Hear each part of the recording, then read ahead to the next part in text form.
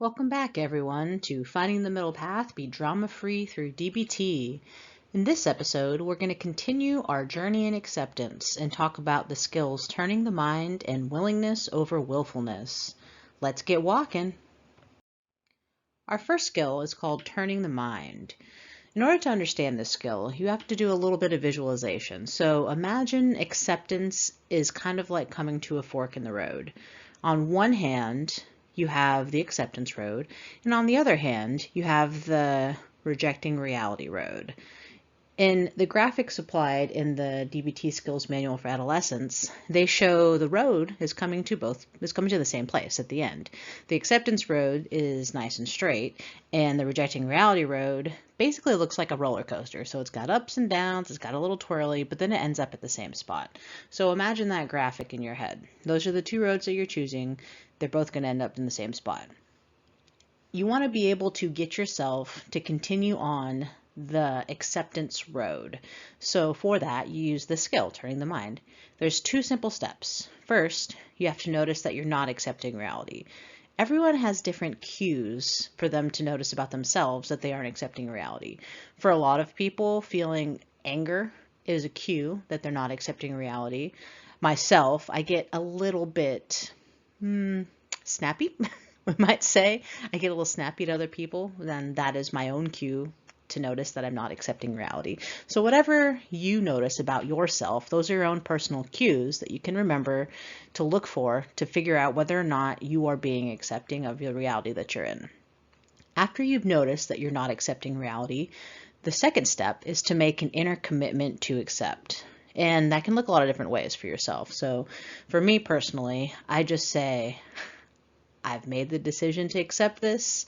I'm going to keep going. That's all. That's all that I have to do. Sometimes it helps to verbalize it. A lot of times our words have a lot of power, and if we hear it, it makes it more motivating for us to continue on that acceptance road. But you don't have to verbalize it if you don't want to. And that's it. Those are the only two steps. The key, or the trick, is that you might have to turn your mind over and over and over again in a short amount of time.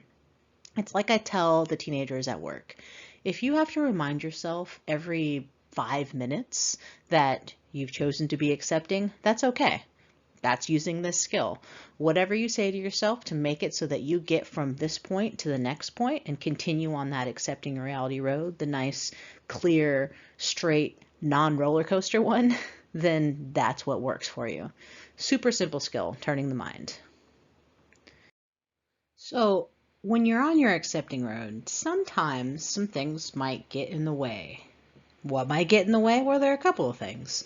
Number one, beliefs sometimes can get in the way. Some people might believe that if you accept your painful situation, you're just going to become weak and give up or give in.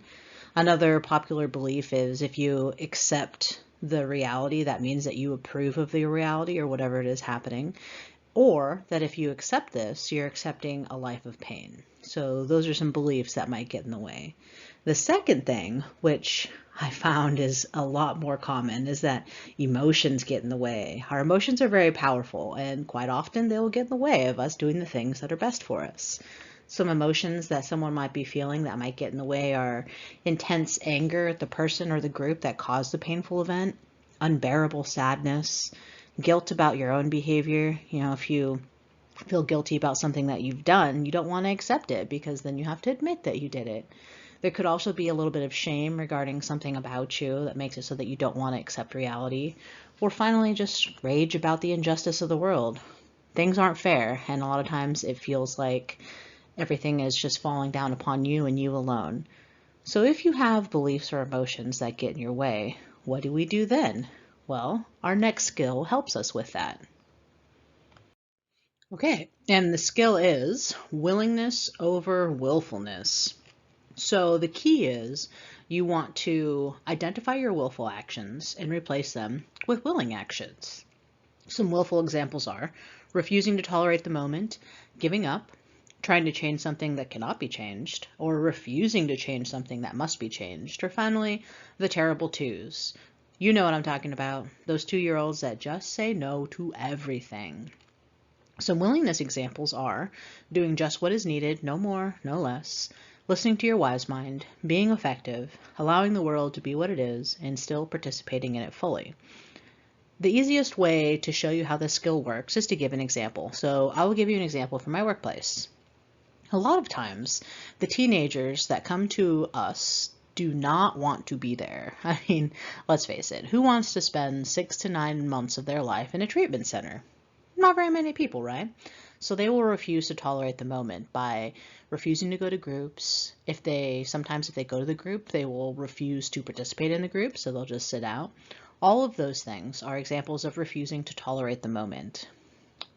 What they want to do then is replace those willful actions with willing actions. So doing just what is needed, no more, no less, would be going to group even if you don't want to do it. So even if you're really not feeling like doing Just Dance, you still go and you do just what is required. So you move a little bit. You don't have to dance your heart out in order to get all your points for the hour, but you go and you move a little bit.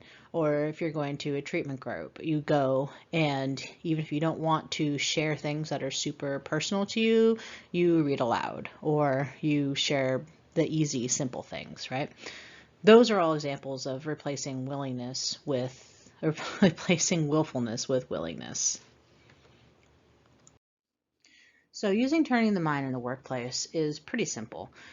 Not every day is going to be the best day. Not every day is going to be an easy day. So on those difficult days, turning the mind means telling yourself, this is temporary. I just need to get through this day and tomorrow will be better, or something to that effect. And you can either tell yourself that in your head or you can tell yourself that verbally, whichever works best for you. That's how you use turning the mind in the workplace, to accept the reality of the moment and just get through it and get to a different moment. Willingness over willfulness has a lot of different applications in the workplace. A lot of times, in order to figure out what the willing path is, you have to find whatever it is, either emotions or beliefs, that are getting in the way of being accepting, and challenge those things. So for me, in the past, not so much now, but in the past, one belief that I had was that my way was the only way to do things, or my way was the best way to do things. And so that belief led me to have a terrible case of the terrible twos, where I would just say, no, no, no, we're not going to do it this way, we're doing it this way. We're not going to do your idea, we're only going to do my idea, so on and so forth. So challenging that belief means to be open to the ideas of other people, especially if they're using a different strategy than me. And even if it means going with their strategy alone and abandoning my strategy because theirs is better, or putting the two strategies together and finding the ultimate strategy. Those things were things that I struggled with, but I've gotten a lot better as I've gotten a lot older and become more open-minded. Another thing is to be willing to adapt. So the world, everything around us, things are always changing. Beliefs are changing, norms are changing, all sorts of things are changing. So being willing to look at the changes and adapt to them helps in being willing. Another one is to agree to disagree. And this is more thinking about when you're working with teenagers. So teenagers are they want to be right, or they know how things are and they don't want to listen to you necessarily sometimes. So a lot of times agreeing to disagree is very helpful, and that's part of being willing. Don't get into power struggles. That's the other part, is that if there's nothing you can say that's going to change the situation, you just have to learn not to get into that struggle and walk away from it. Just agree to disagree. The last thing is asking for help when you need it. A lot of us have this belief that if we ask for help, we're going to look incompetent or we're going to look weak. And that's just absolutely not true. So if you don't know how to do something, being willing means asking for help rather than just trying to figure it out on your own. That would be more of the willfulness part. The final part is making changes that you know need to be made. Sometimes change is hard. All the time change is hard, pretty much. So when you realize that something about yourself or something about the situation that you're in needs to be changed, even if it's going to be difficult, be willing to find small ways to make those changes. All of those things are examples of being willing over willful in the workplace.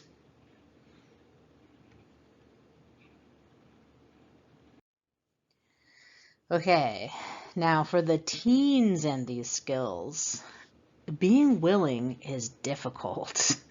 The key to this with teenagers is to be a gentle guidance person. They're not going to do what you tell them to do. They want to be able to come to their own decisions.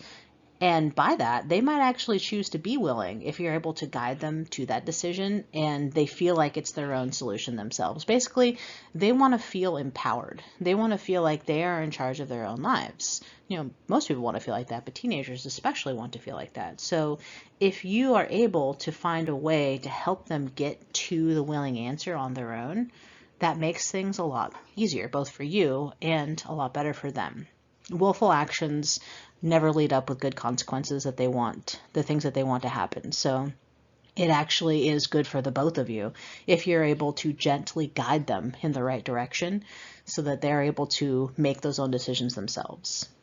Another really helpful thing is taking little steps. Sometimes the whole picture for a teenager is really overwhelming.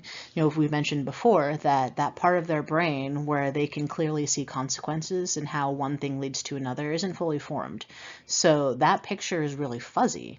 It's really undefined, and it's not something that they can necessarily understand.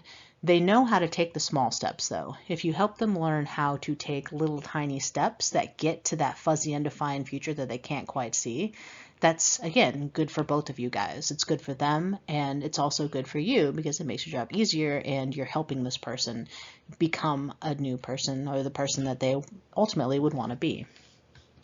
The last thing, and this goes for the teenagers and it actually goes for adults as well, is to help remind them that acceptance does not mean approval. You don't have to like the situation. All you have to do is get through it.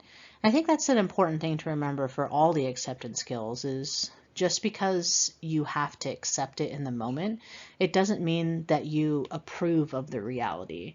So you can think of a lot of things in the world that you think are unfair or unjust, and acceptance of the fact that those things exist doesn't mean that you have to approve of those things existing. It also doesn't mean that you're never going to do anything to change those things in the future.